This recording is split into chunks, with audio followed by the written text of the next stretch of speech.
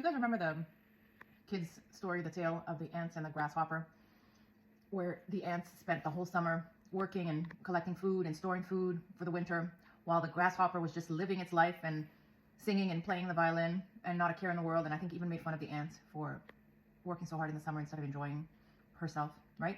And so, I don't know why, but this morning, I thought of something. I'm going to be 48 in a couple of months, and I'm already in menopause. And even though my background is in medicine and I've, all of this, I have all the information in the world. I have a mother, I had a grandmother, I have aunts and everything. I feel like a fool because I did not prepare for the winter. I think that when we are in our reproductive years and we have our period and we even complain about our period, that's like living the summer, right?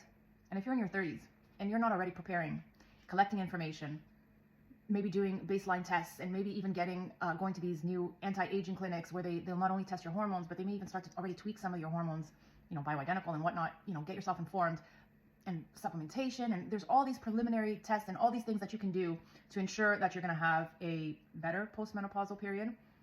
I think you might just be like the grasshopper, who when winter came, right, the earth was stone cold, couldn't get any food, couldn't do anything, and meanwhile the ant was in its warm little habitat and eating all its great food and just really riding it out as best as she could. And I think this is such a great analogy, because if you're in your 30s like I was and really, really, truly did not prepare myself, and then maybe perimenopause is going to hit you harder than you think, or maybe menopause is going to come sooner than you expect, like it did for me, and I just was completely unprepared.